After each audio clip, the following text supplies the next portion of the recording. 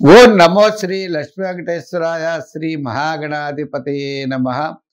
నమామి నారాయణ పాద పంకజం కరోమి నారాయణ పూజనం సదా.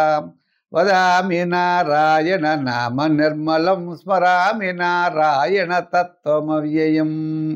ప్రేక్షకుల నమస్కారాలు తెలియజేస్తూ మనం ఈ వారం రాశి ఫలాలు తెలుసుకుందాం.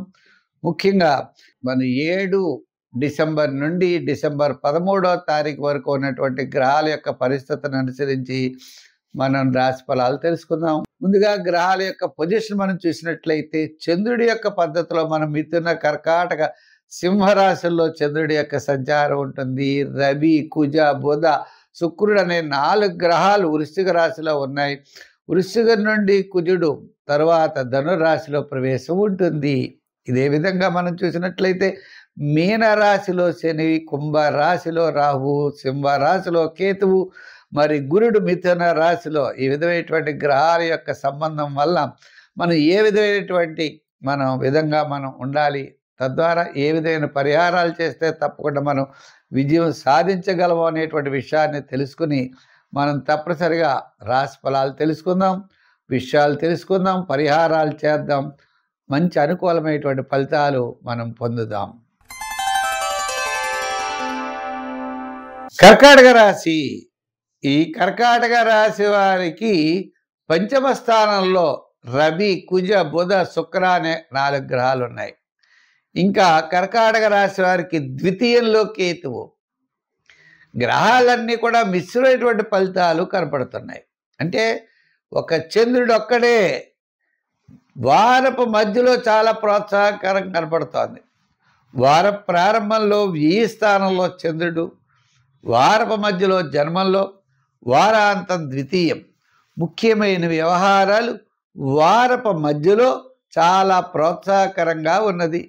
ప్రతి పని కూడా విజయవంతంగా పూర్తి చేయగలుగుతారు.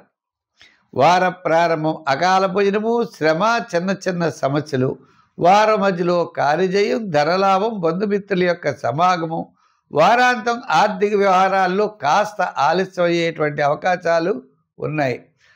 ఉద్యోగస్తులు ప్రతి పని కూడా చాలా శ్రద్ధగా చేయాలి. వ్రాత పనుల్లో జాగ్రత్తలు తీసుకోవాలి. ఉద్యోగస్తులకు అవని ఈ రాశి వారికి జూపిటర్ యొక్క బలం అంటే గురుడి యొక్క బలం చాలా తక్కువ ఉండడం చేత ప్రతి పని కూడా చాలా శ్రద్ధగా చేయవలసినటువంటి అవసరం ఉంటుంది. మిమ్మల్ని ఉద్యోగంలో ఇబ్బంది పెట్టేటువంటి మనుషులు ఉంటారు. మీ మాట అధికారులు వినరు. మీరు ఎంత బాగా చేసినా కూడా అధికారులకి సంతృప్తి ఉండదు. ఇటువంటి ఇబ్బంది ఉద్యోగస్తులు ఎదుర్కొనే అవకాశాలు ఉన్నాయి. రాజకీయ పరంగా మిమ్మల్ని పక్కన పెడతారు. వృత్తుల పరంగా మనం చూస్తే గతంలో ఏదైనా చెప్తే జరిగేది, ఇప్పుడు జరగడం చాలా కష్టం. మన దగ్గర ఉన్న వాళ్ళే వినరు. ఇటువంటి పరిస్థితులు కూడా ఈ యొక్క వృత్తులు చేసేటువంటి వారికి ఉన్నది. వ్యాపార పరంగా కూడా ఆర్థిక లావాదేవీలు, మనకు రావాల్సినటువంటి బకాయిలు ఎక్కువగా ఉంటాయి. మనం ఇవ్వాల్సినటువంటి వారు చాలామంది ఉండేటువంటి పరిస్థితులు ఉన్నాయి.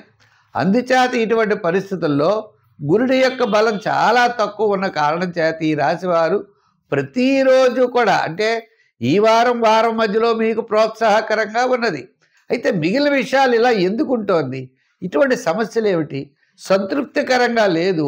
ఉండాలంటే మనం ఏమి చెయ్యాలి అనేటువంటి విషయాన్ని గ్రహించుకుని శివారాధన చేస్తూ, నవగ్రహ ప్రదక్షిణ చేస్తూ, ప్రతి నవగ్రహాలకి తిరుగుతూ ఉండండి. మీకు నవగ్రహ శ్లోకాలు చదవండి.